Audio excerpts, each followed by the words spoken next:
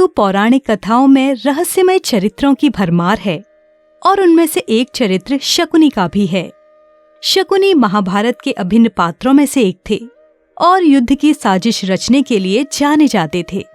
गांधार के राजकुमार, गांधारी के भाई और कौरवों के चाचा शकुनी महाभारत की कई घटनाओं का मास्टरमाइंड थे।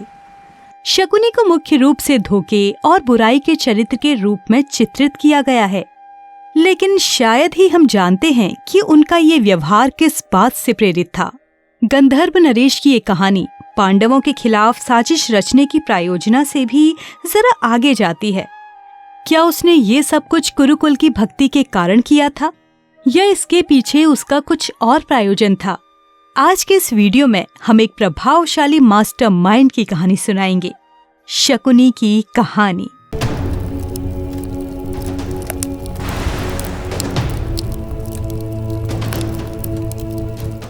शकुनी का जन्म गांधार राज्य में राजा सुबाला के यहाँ हुआ था और वो गांधारी के भाई थे। शकुनी की बहन गांधारी को भगवान शिव की ओर से 100 संतानों की मां बनने का वरदान प्राप्त था। ये जानकर भीष्म पितामह राजा सुबाला को एक शुभ प्रस्ताव देने के लिए अपने रथ पर सवार हो चले और ये प्रस्ताव था दृष्टिहीन राजा धृतराष्ट्र का गांधारी से विवाह करने का प्रस्ताव। पर शकुनी अपनी बहन की शादी एक अंधे राजा से करने के प्रस्ताव के बहुत खिलाफ था। पर जब सुबाला और गांधारी ने प्रस्ताव स्वीकार ही कर लिया तो वो बहुत क्रोधित हो उठा।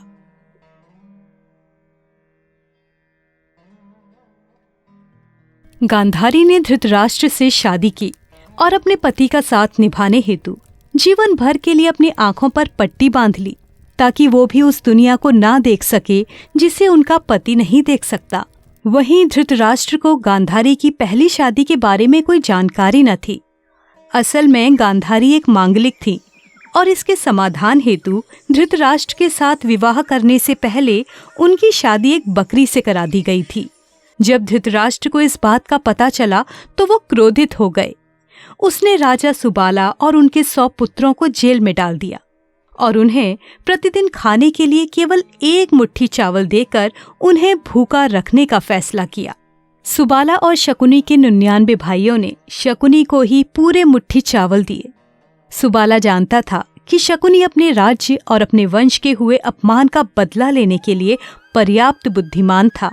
आखिरकार शकुनी के पिता और उनके 99 भाई भूख से मर गए और इस सबसे शकुनी क्रोध से भर गया। राजा सुबाला ने अपनी मृत्यु से पहले शकुनी की टांगों को जोर से घुमाया, जिससे लगातार होने वाला दर्द शकुनी को हमेशा ही उसके परिवार के अपमान की याद दिलाता रहे। शकुनी को अंततः उसकी बहन गांधारी के अनुरोध पर रिहा कर दिया गया और उसे अपने परिवार का अंतिम संस्कार करने का मौका दिया गया।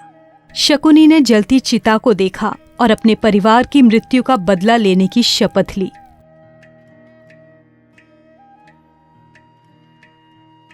शकुनी हमेशा से ही जानता था कि दुर्योधन को उकसाना बहुत आसान है। एक बार बाल्यकाल में जब दुर्योधन भीम के खिलाफ लड़ाई हार गया तो इससे दुर्योधन बहुत क्रोधित हुआ। तभी शकुनी ने चतुराई से दुर्योधन को भीम के भोजन में विष देने और उसे पानी में फेंकने का सुझाव दिया। दुर्योधन ने भी कुटिलतावश भीम को जहरीली मिठाई की पेशकश की। मिठाई खाने पर भीम बेहोश हो गए और तभी दुर्योधन ने उन्हें पानी में धकेल दिया। तभी सर्पों के राजा वासुकी ने डूबते हुए भीम को बचाया और उसे 1000 हाथियों की शक्ति का आशीर्वाद भी दिया।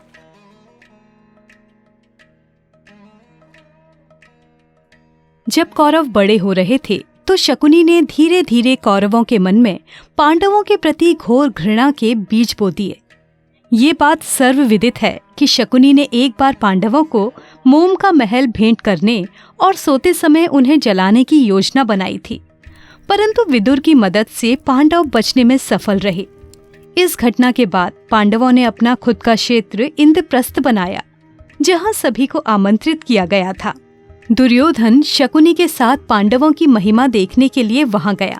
दुर्योधन महल की असीम महिमा को देखकर भ्रमित हो गया था और ये देख द्रौपदी ने उसका खूब उपहास बनाया।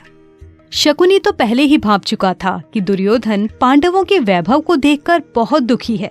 तभी उसने युक्ति सहित दुर्योधन से पांडवों को पासे के खेल में आमंत्रित करने का सुझाव दिया।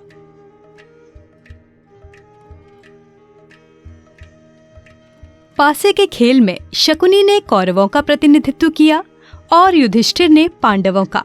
अब यहाँ से कहानी का एक दिलचस्प मोड़ है। शकुनी शुरू से ही जुए में पारंगत था और वो जो पासा इस्तेमाल करता था वो उसके मृत पिता की हड्डियों से बना था।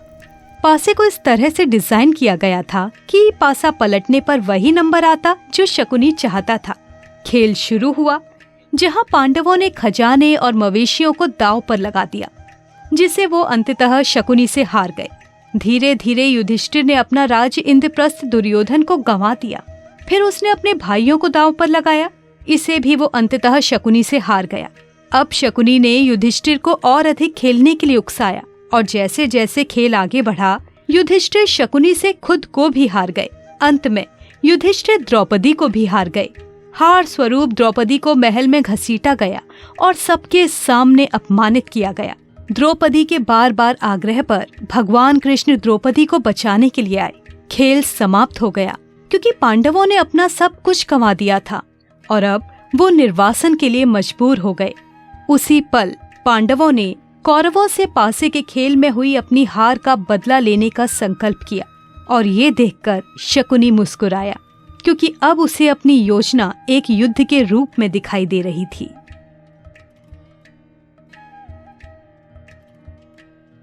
पांडवों के खिलाफ युद्ध की योजना बनाने में शकुनी सबसे आगे था। शकुनी ने दुर्योधन के साथ अर्जुन के पुत्र अभिमन्यु को चक्रव्यूह में मारने की साजिश रची थी। फिर उसने युधिष्ठिर को मारने की योजना भी बनाई, लेकिन वो ऐसा करने में असफल रहा। युद्ध के पहले दिन से ही शकुनी पांडवों के निशाने पर था, लेकिन शकुनी भी पांडवों की चालों से बचने के लिए काफी बुद्धिमान था। उसने युद्ध में भीष्म की हत्या, द्रोण की निर्मम हत्या, कर्ण की अन्यायपूर्ण हत्या और दुशासन की भयानक हत्या को होते हुए देखा। उसने कौरवों को एक एक करके गिरते हुए देखा और अब वो जानता था कि दुर्योधन भी जल्द ही गिर जाएगा। जब से शकुनी ने अपनी योजना को काम करते हुए देखा, तब से शकुनी कुछ शांत सा था। युद्ध के 18वें दिन सहदेव ने युद्ध के मैदान में शकुनी का सामना किया। क्या आप जानते हैं कि सहदेव ने शकुनी को युद्ध का मैदान छोड़कर गांधार जाने का मौका दिया था? परंतु शकुनी ने युद्ध के मैदान को नहीं छोड़ा और उसने पश्चाताप और अपराध बोध की गहरी भावना महसूस की। वो अपने किए गए पापों के भुगतान के लिए तैयार था। शकुनी ने सहदेव को अपनी साजिश की बात स्वीकारी और बताया कि किस तरह से धृतराष्ट्र और भीष्म ने उनके कुल का अपमान किया। उसकी इस स्वीकारोक्ति पर सहदेव ने शकुनी पर बाणों की वर्षा कर दी और उसे अपनी कुल्हाड़ी से मार डाला। शकुनी मामा के नाम से मशहूर शकुनी ने अपमान से भरा दर्दनाक जीवन जिया था।